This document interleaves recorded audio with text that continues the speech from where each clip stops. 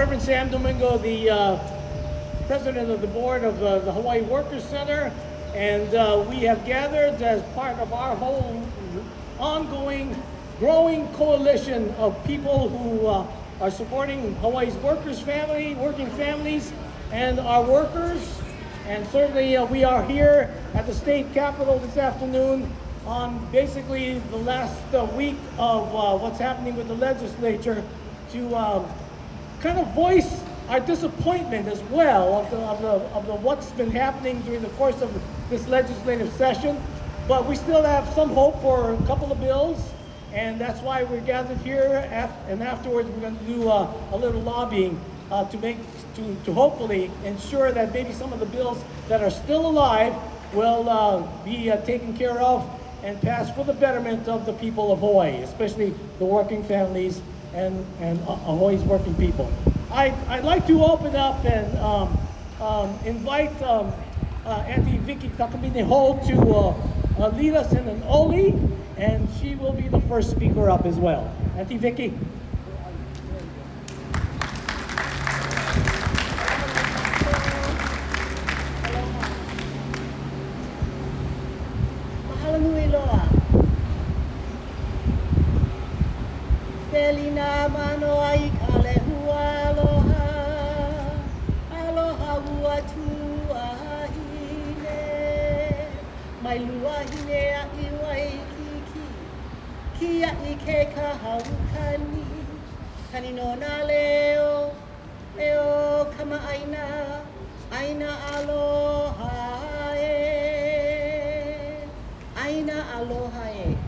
This is why we're all here.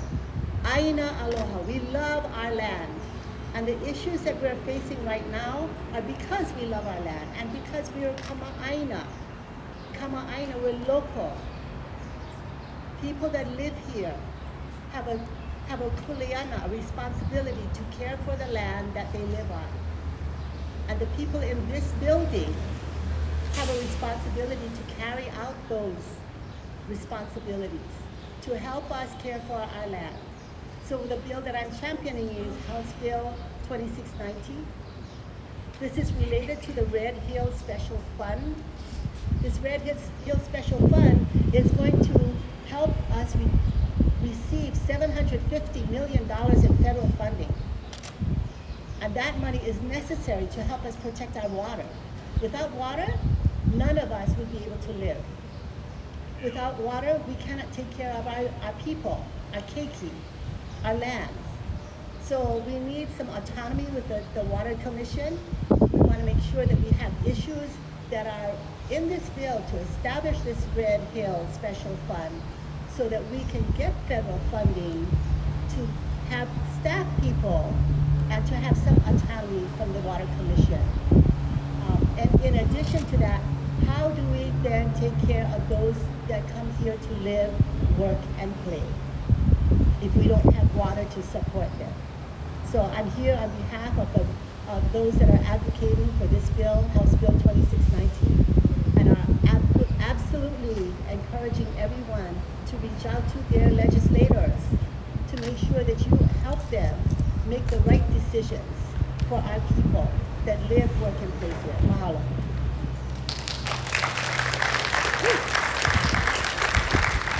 Mahalo, Auntie Vicky. All right, now we're going to deal with the clean elections. Is Cameron Hurt here? Right behind me. There we go, Cameron. This thing's always a little low to me, so I like to hold it up to my mouth when I speak. Good morning or afternoon. Thank you all for being here. My question today is simple. Is who will be the champion for the people? When will money stop being the champion for our legislatures? I ask you today,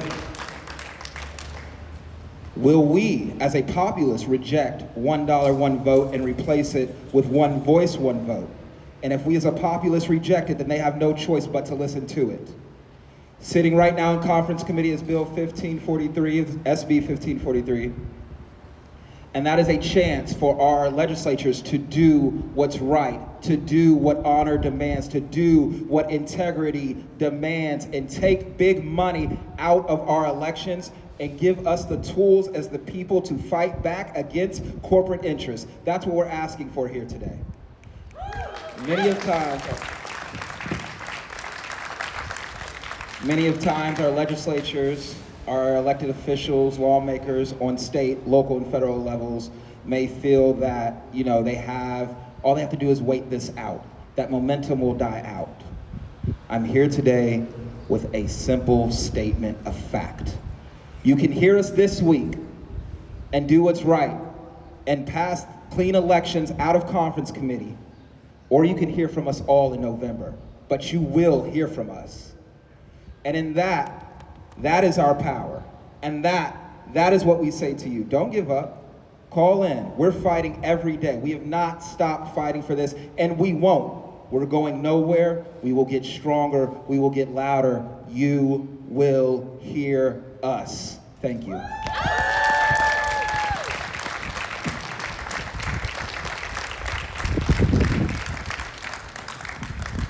Let me invite now Gavin Thornton to come and speak about taxing the rich. Woo!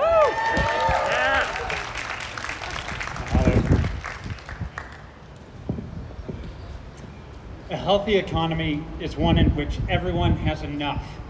The economy we have is one in which gross excess is held by the wealthy few, while half our people struggle to afford just the basics. A just economy is one in which every child has opportunities, equal opportunities for education, employment, and advancement. The economy we have is one in which children who are born into poverty stay there, and those born into wealth stay there or grow it. A robust economy is one in which every worker, consumer, and citizen has an equal voice in how our society is shaped. The economy we have is one where the wealthy have an outsized influence on government and the economic policies it creates. We are here today to bring strength, justice, and well-being to Hawaii's people and its economy. In recent years, thanks to people like you, and thanks to champions in the legislature, Hawaii has taken important steps to support working families, increasing the minimum wage, creating a working families tax credit, yet incomes still lag behind housing costs, pushing out families who have called Hawaii home for generations. We need to do more.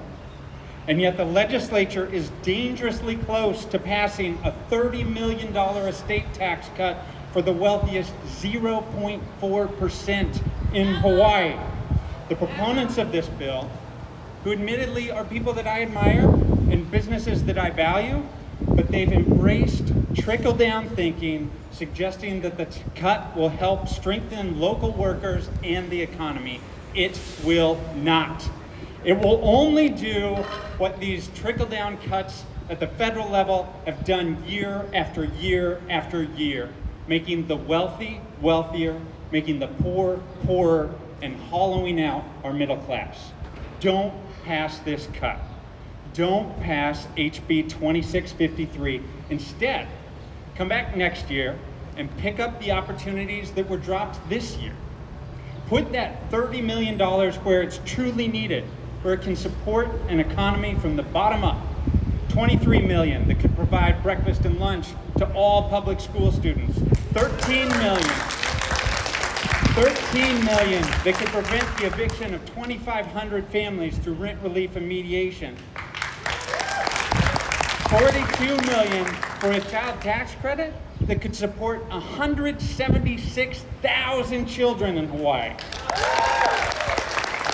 If we truly want an economy where Hawaii's working families can thrive, we need to align our policy with our stated values. We need to put our money where our mouth is rather than hoping that the crumbs sustain our people.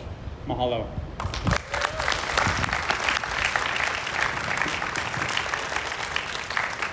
Mahalo, Gavin.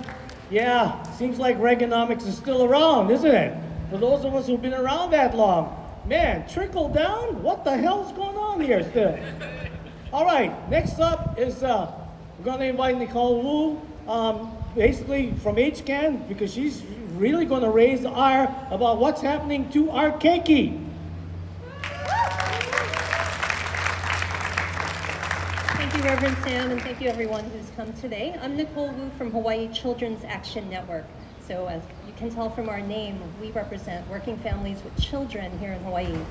And as Gavin said, trickle-down economics don't work. Our families have been sitting there waiting for the trickle to come down on them, and meanwhile they're moving away because they can't afford to live here. So there are a couple of bills that address the costs of childcare that are still alive this week.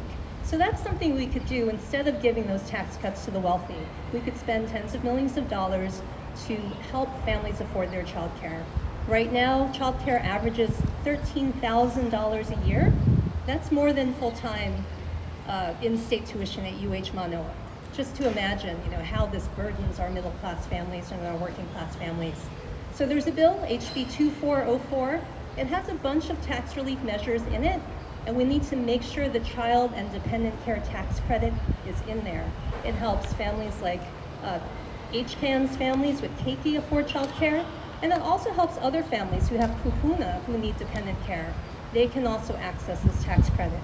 So I'm here to stand for, our working families with keiki. We want to keep them here. We want them to be able to afford the basic necessities. And like Gavin said, remind everyone that the trickle down doesn't work. We have much better things to spend the money on, like childcare. So let's get the child and dependent care tax credit into HB 2404. Thank you. Thank you, Nicole. I'm going to call upon Katie to come and talk about the child care bill that we have. Where is Katie?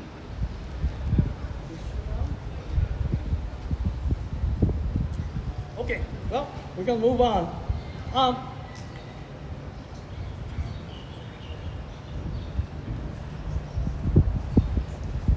Okay.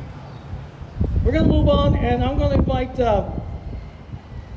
Julie Warwick to come and speak on the ceasefire resolution. Julie.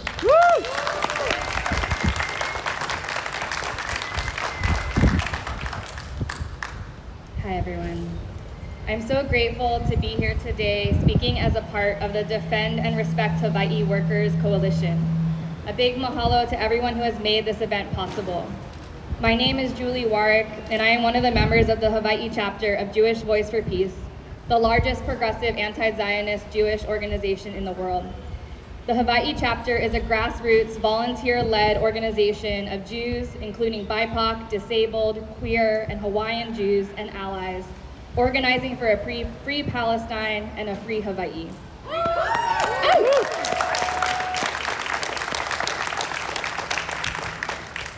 We have been tirelessly advocating this legislative session alongside other grassroots, community, and Palestinian-led organizations that span all Hawaii counties for our state legislature to call for an immediate and permanent ceasefire in the ongoing genocide against Palestinians in Gaza.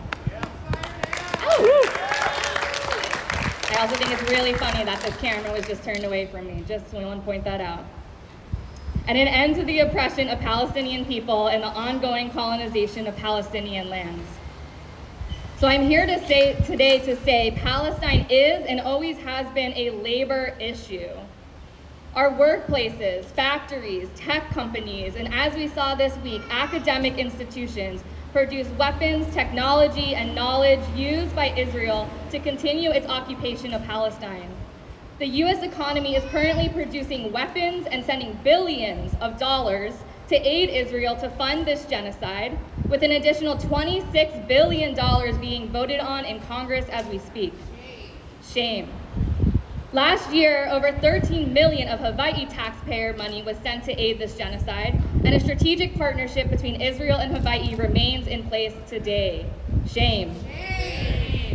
This is all while our government fails to produce the money needed to rebuild Lahaina, to pay working families a living wage, to provide adequate paid family leave or health care, to provide fair income tax and cost of living adjustments, to solve our housing crisis, or ensure we protect our aquifers.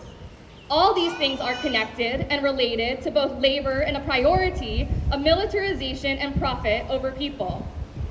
And let us keep in mind the roots of the motivations behind the actors involved. The attempted destruction of Palestine, and therefore the elimination of the Palestinian working class, is a central element to imperialist domination of the global working class. The liberation of Palestine would overpower the ruling class's goals for dominating everywhere. This is why the US-backed Zionist entity of Israel has been behind so many operations throughout history to suppress the working class people around the globe. As they know, when the working class organizes, empire shudders, and we are the backbone of it all. We also know that the same US economy providing money and weapons to Israel is powered by and runs because of our workers. And it is our workers who ultimately have the power to end US support for Israel's occupation. So in this week of action titled May Day at the Legislature, let us both stand in solidarity with laborers and working class people and join in concerted efforts to build the global solidarity movement that will ultimately free Palestine and free us all. As the labor movement has taught us, we are most powerful in our organized masses. Because of this, and in the legacy of Black and Arab auto workers who in 1973 went on strike in Detroit in protest of Israel's colonization of Palestine, but also because they saw their liberation bound up in Palestinian people's struggles, we ask you to join us in our efforts toward a free Palestine, as we know we need you in order to see a free Palestine in our lifetime. In closing, we have a few asks of you.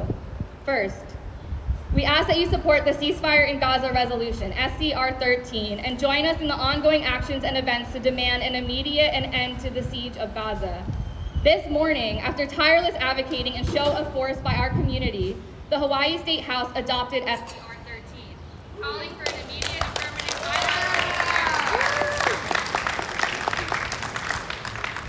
However, a handful of representatives still repeated lies and misinformation and a gross misrepresentation of what is happening in Gaza. We must demand our elected officials do better.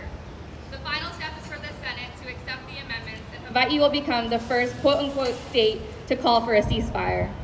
And I put state in quotes because we must recognize that Hawaii is also under illegal occupation by the United States. Secondly, we invite you to join us in participating in the Palestinian-led boycott, divestment, and sanctions picket line by severing ties with companies that support Israel's occupation. And lastly, Israel will be in Hawaii participating in RIMPAC this summer. Look out for ways to educate yourself and participate, because these war games destroy our land and our oceans while aiding militaries in their oppression of peoples around the globe. Let us all move away from the economy of war toward a system by and for all people. We are so grateful to be in this ongoing struggle with you. Free Palestine. Free Palestine! Mahalo, Julie. Let me call upon Krishna now, a member of our staff, and she's going to talk about some of the housing issues that we're dealing with.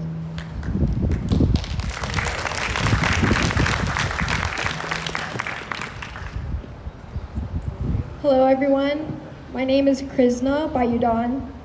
I'm a proud Lahaina native and community organizer with Hawaii Workers Center. I stand before you not just as an advocate for workers' rights, but also as a survivor of the Lahaina fire. On August 8th, Lahaina witnessed a tragedy that shook us to our core. The devastating fire that ravaged our town, consuming homes, memories, and dreams in its merciless flames.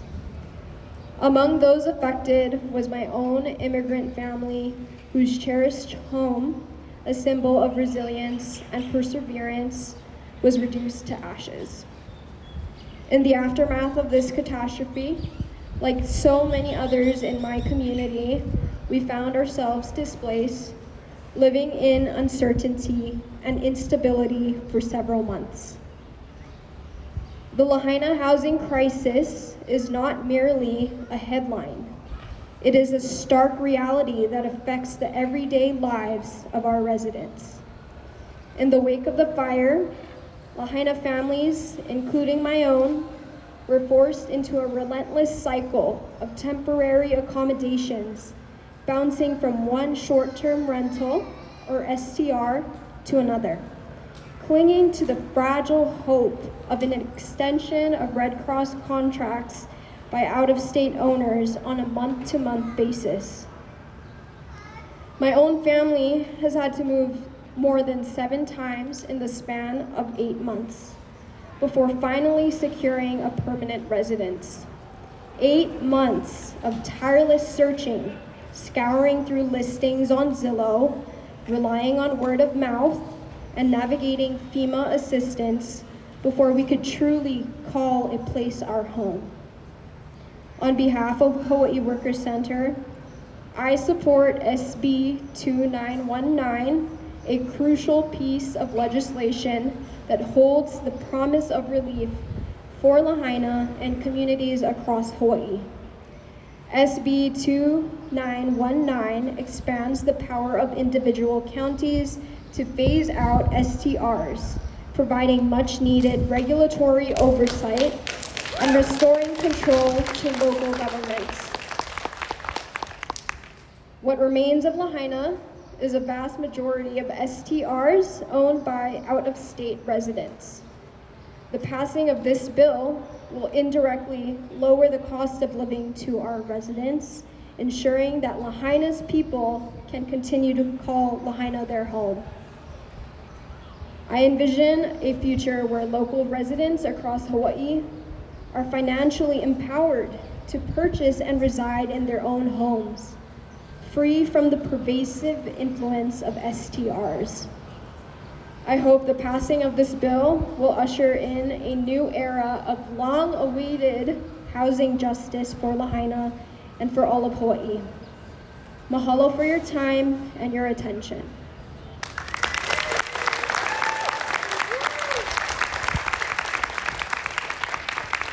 Thank you, Krishna.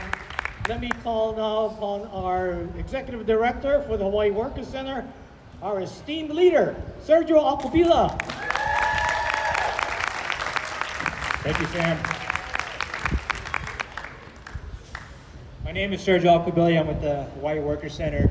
I just want to first of all thank you all for coming out here today, for all our allies, for all the community groups, and for friends for taking the time to come this afternoon. A big mahalo to our partners for making this day and for making this week happen. This is a week of action. We're making things happen. So today we're going to be visiting our legislators on 3 key issues. I actually want to thank our legislators that are also here and really appreciate them for all of their support. Of course, thank you very much.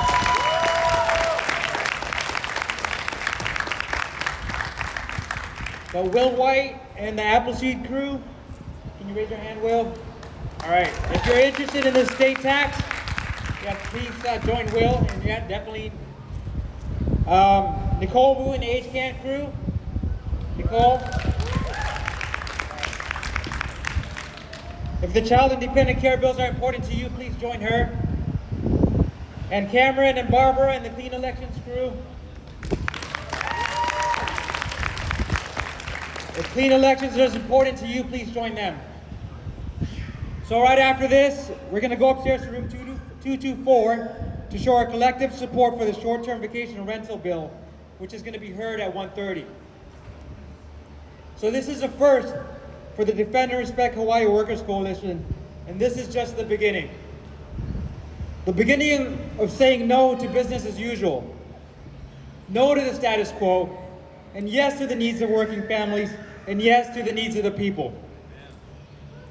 Throughout this week, other groups will be here as well to keep watch on this week of action.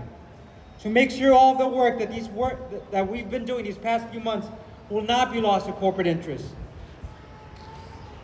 This week, Lahaina Strong is going to come out. The water protectors are going to come out on Tuesday, tomorrow. So please come out and support if you can. Yeah. Next week on May 1 is International Workers' Day. So we're going to be marching from Chinatown back to the Capitol. Awesome.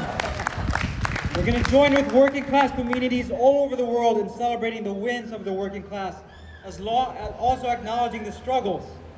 Standing in solidarity from Kalihi to Gaza. In solidarity from Kalihi to Gaza. Today is a call to action. It's a May Day.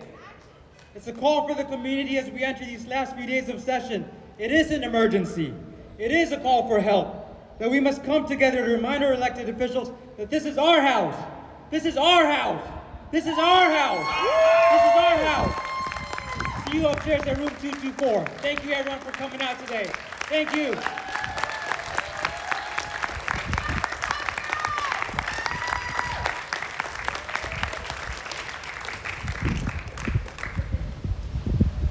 Just want to give a shout out to Evan Weber, who did a lot of the work to bring us all together today. Evan, where are you?